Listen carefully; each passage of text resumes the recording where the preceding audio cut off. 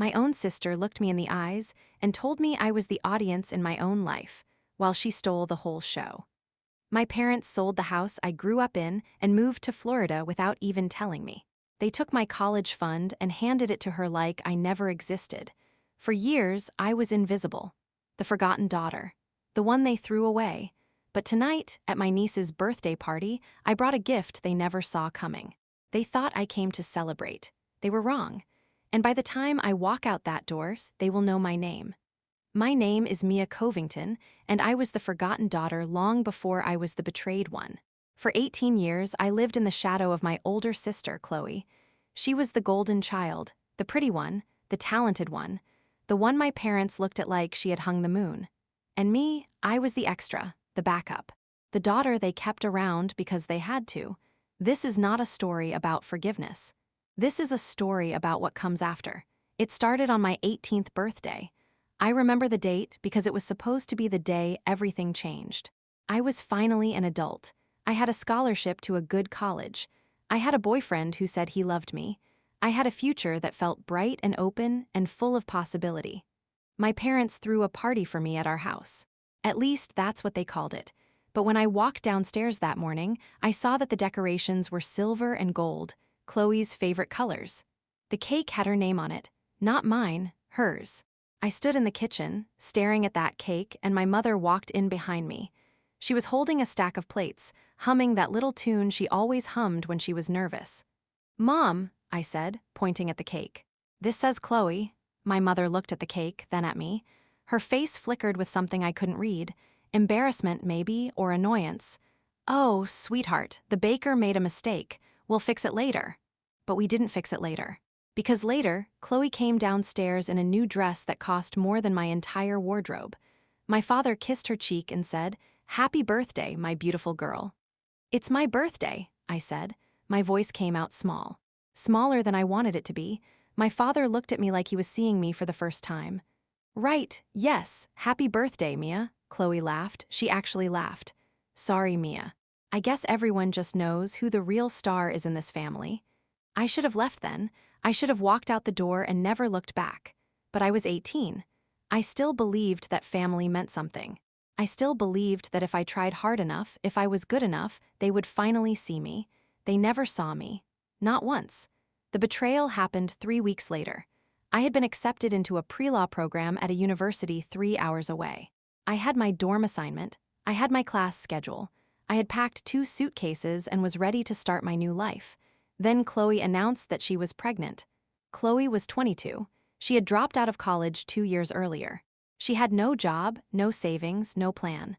The father was a guy named Derek who sold used cars and wore too much cologne. But when Chloe told my parents she was pregnant, they didn't get angry. They didn't ask questions. They just opened their arms and welcomed her back home. "We need to convert the guest room into a nursery," my mother said. "And Chloe will need a new car, something safe for the baby." "What about my college fund?" I asked. "You said there was money set aside for me." My parents looked at each other. That look. The one that said they had already discussed this and made a decision without me. "Your father and I have decided to use your college fund to help Chloe get settled," my mother said. "She needs it more than you do right now." "I need it," I said. "I earned that scholarship, but it doesn't cover everything. I need that money for housing and books and—" "Mia," my father's voice was hard. "Chloe is having a baby. Your niece or nephew, family comes first." I looked at Chloe. She was sitting on the couch, one hand on her stomach, a small smile on her lips. She met my eyes and shrugged. "Sorry, Mia. The baby wins." That was the moment something inside me cracked. Not broke. Cracked, like a windshield that takes a rock but doesn't shatter. You can still see through it, but the crack is always there, right in the middle of your vision. I went to college anyway. I took out loans. I worked 2 jobs. I studied until my eyes burned and my fingers cramped from taking notes. I told myself that I didn't need my family. I told myself that I was building something better on my own, but the cracks kept spreading. I came home for Thanksgiving that year. The guest room had been turned into a nursery, just like my mother said. Pink walls, a white crib, stuffed animals on a shelf. Chloe was huge and glowing, and my parents treated her like a queen. They brought her food. They rubbed her feet. They talked about the baby like it was the second coming. I sat at the dinner table and listened to them plan Chloe's future. They were going to pay for her to take online classes. They were going to help her find an apartment near them. They were going to be full-time grandparents. What about me? I asked. No one heard me, or maybe they heard and just didn't care. After dinner, I found Chloe in the kitchen, eating the last piece of pie. She looked at me and smiled that smile. The one that said she knew exactly how much power she had. "You're jealous," she said. "It's okay, I'd be jealous too if I were you."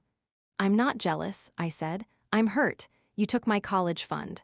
My parents don't even look at me anymore, and you're standing here eating pie like nothing happened." Chloe put down her fork. For a second, I saw something real in her eyes, something that looked like guilt. But then it was gone, replaced by that familiar smirk. "Mia, you need to understand something.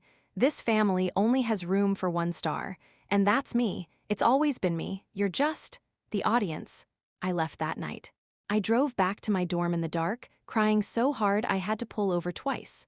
I called my mother the next morning to tell her I had made it back safely. She didn't answer. I called my father. He didn't answer either. 3 days later, I got a text from my mother. "Glad you made it back. Chloe had a doctor's appointment. Everything looks good. Love you." Love you, 2 words tacked on at the end like an afterthought. The baby was born in March, a girl. They named her Lily. My parents sent me a picture. Chloe was holding the baby, her hair perfectly curled, her makeup flawless. My parents were standing on either side of her, beaming. There was no room for me in the picture. There was never room for me. I didn't go to the hospital. I told myself I was too busy with exams.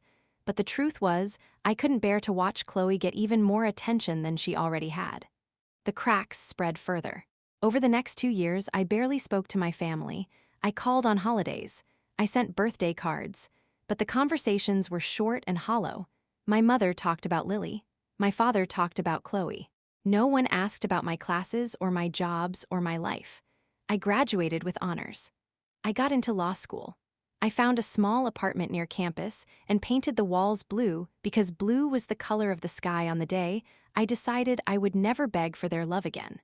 I was 21 when the real betrayal happened, the one that would change everything.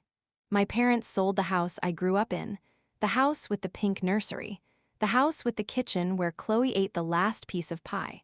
They sold it and moved to Florida to be closer to Chloe and Derek and Lily. They didn't tell me. I found out from a neighbor who sent me a letter saying how sorry she was that I had lost my childhood home. I called my mother. She answered on the 5th ring, her voice distracted. "Mia, is everything okay?" "You sold the house," I said. "You moved to Florida, you didn't tell me." There was a long pause. Then my mother said, "We told Chloe. We figured she would tell you." "Why would Chloe tell me? You're my parents, it's your job to tell me." "Mia, don't make this a thing, you're an adult, you have your own life, we didn't think you'd care." I didn't care about the house. I cared that they had erased me. They had moved on. They had built a new life around Chloe and Lily, and I was nothing but an afterthought. I hung up the phone. I sat on my blue-walled floor and I cried until there were no tears left. And when I was done crying, I got angry. Here is the thing about being the forgotten daughter. You learn to be invisible. You learn to watch. You learn to notice things that other people miss because they are too busy looking at the golden child. I had been watching my family for years. I had seen the cracks in their perfect picture. The way my parents fought when Chloe wasn't around. The way Derek looked at other women. The way Chloe's smile never quite reached her eyes. I had seen things, and now I decided to use them. Revenge is not a straight line. It is a slow, patient weaving.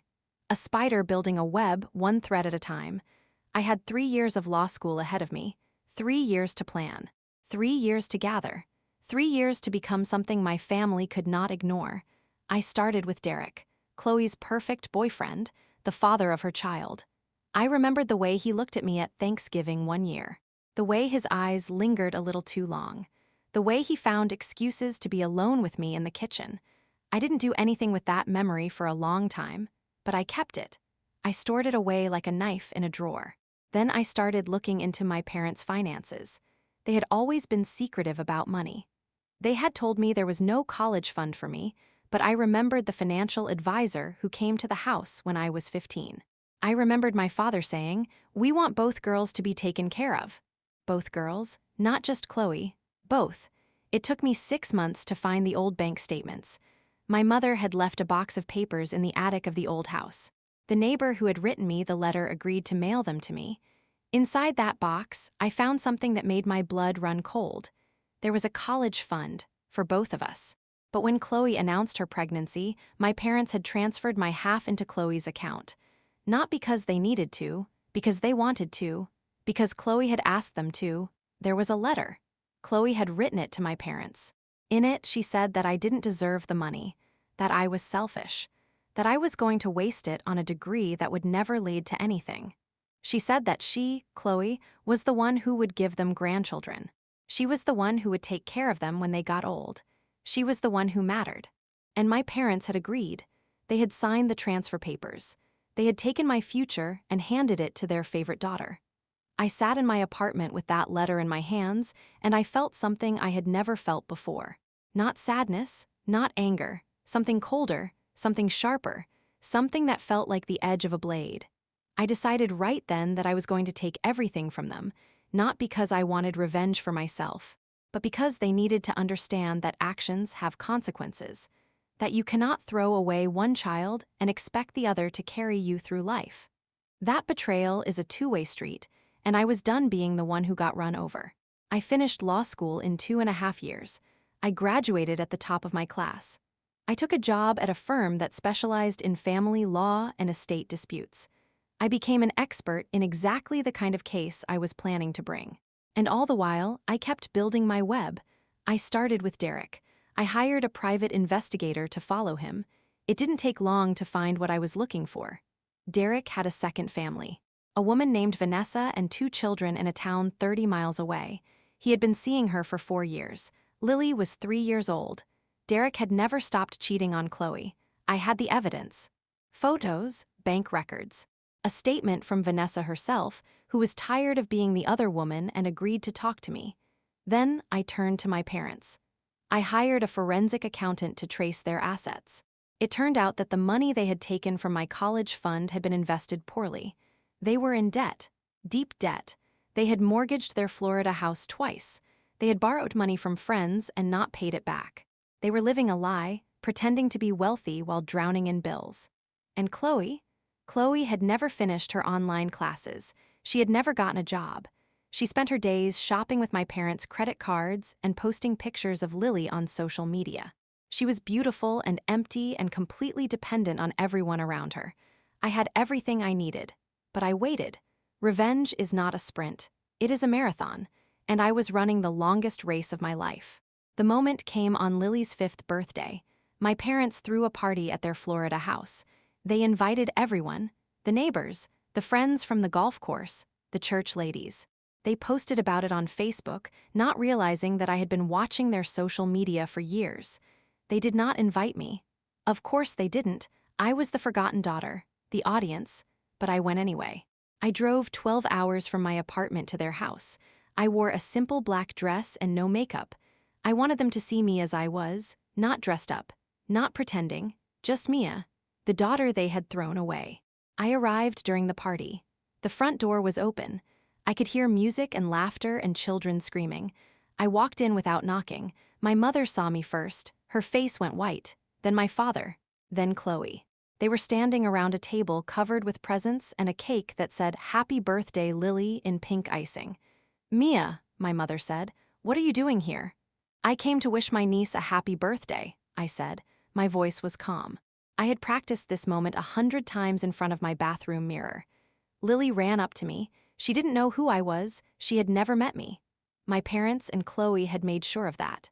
But she was a child, and children are curious. "Who are you?" she asked. "I'm your Aunt Mia," I said, "your mother's sister." Chloe stepped forward, her eyes flashing. "You need to leave right now," I smiled. "I will. But first, I have some presents for the birthday girl."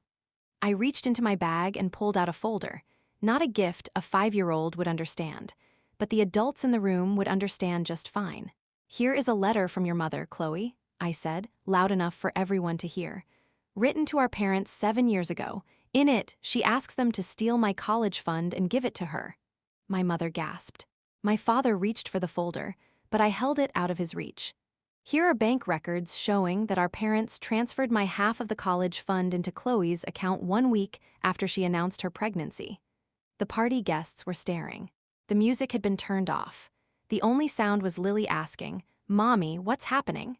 "Here," I continued, pulling out more papers, "are photos of Derek with his other family. A woman named Vanessa and her 2 children. He's been with her for 4 years, Chloe, since before Lily was born." Chloe's face crumpled. Derek took a step back, his eyes wide. "That's not true," he said, but his voice was weak. Everyone could see the truth on his face. "And here," I said, pulling out the final stack of papers, "are the financial records showing that our parents are bankrupt. The Florida house, it's been mortgaged twice. They owe money to everyone. They've been lying to all of you." The room erupted. People started talking, shouting, asking questions. My mother burst into tears. My father grabbed my arm, his fingers digging into my skin. "How dare you?" he hissed. "How dare you come here and destroy your sister's party?" "Destroy?" I pulled my arm away. "I'm not destroying anything. I'm telling the truth. You've been lying to everyone for years. You lied to me. You lied to Chloe. You lied to these nice people who thought you were generous and successful. You're not generous. You're not successful. You're just 2 people who threw away one daughter to prop up the other." Chloe was crying now. Real tears. Not the pretty kind. The ugly kind that make your face red and your nose run. "Why are you doing this?" she sobbed. "What did I ever do to you?" "You stole my college fund," I said. "You convinced our parents that I didn't matter. You called me the audience in my own life. You stood in the kitchen and ate the last piece of pie and smiled while I walked out the door with nothing." "I didn't mean." "You meant every word." I looked around the room, at the shocked faces, at the half-eaten cake, at Lily, who was crying now because everyone else was crying. "I'm not here to ruin Lily's birthday. I'm here because someone needed to tell the truth, and none of you were ever going to do it." I turned to leave. Then I stopped and faced my parents one last time. "I'm a lawyer now," I said. "I graduated at the top of my class. I didn't need your money. I didn't need your help. I did it all on my own. And I'm going to file a lawsuit to recover every penny you stole from me. Every single penny." My father opened his mouth, but no words came out. "Goodbye," I said. "I hope Lily grows up to be nothing like any of you." I walked out the door. I got in my car. I drove to a hotel 20 miles away and checked into a room with a view of the ocean. I ordered room service. I ate a cheeseburger and fries and drank a glass of wine that cost more than my first pair of law school textbooks. And then I cried, not because I was sad, not because I was happy, because I was free. The lawsuit took 18 months. My parents tried to fight it, but they had no case. The evidence was overwhelming. The judge ruled in my favor. They had to sell the Florida house. They had to give me back the money plus interest. They had to pay my legal fees. Chloe left Derek. She moved into a small apartment with Lily and got a job at a daycare. She called me once, a year after the party. She was crying. She apologized for everything, for the college fund, for the words she had said, for the years of pretending I didn't exist. I listened. I thanked her for the apology, and then I hung up. I didn't forgive her. I don't know if I ever will, but I understood something in that moment. Chloe was not the villain of my story. She was just another victim of my parents' lies. They had created the competition between us. They had fed her ego and starved my spirit. They had pitted us against each other because it was easier than loving both of us equally. My parents tried to reach out too. My mother sent letters. My father left voicemails. They wanted to heal the family. They wanted to move forward. They never apologized. Not once. Not in a way that mattered. I didn't answer the letters. I didn't return the calls. I changed my phone number and moved to a new city. I built a life that had nothing to do with them. A career. Friends. A small house with a garden and a dog that wagged his tail every time I walked through the door. Some people say that revenge is poison, that it hurts the person who seeks it more than the person it targets. But those people have never been the forgotten daughter. Those people have never watched their sister eat the last piece of pie while their parents pretended they didn't exist. My revenge was not poison. It was medicine. It was the bitter pill I had to swallow to wake up and see that I deserved better. And if my family had to crumble for me to see that, then so be it. My name is Mia Covington. I am 27 years old. I am a lawyer. I am a homeowner. I am a dog mom. I am the sister who got even, not because I wanted to hurt anyone, but because I finally decided that I mattered. My family betrayed me. My sister stole from me. My parents abandoned me, and I survived. More than that, I thrived. This is my story. It is not a story about forgiveness or reconciliation or happy endings where everyone holds hands and sings. It is a story about what happens when you stop being invisible, when you stop accepting scraps, when you look at the people who were supposed to love you and say, "No more." The cracks in my windshield are still there, they will always be there, but I can see through them now. And what I see is a future that belongs to me, not to Chloe, not to my parents, not to anyone who ever made me feel small. It is my turn to be the star. And this time, I am not sharing the stage.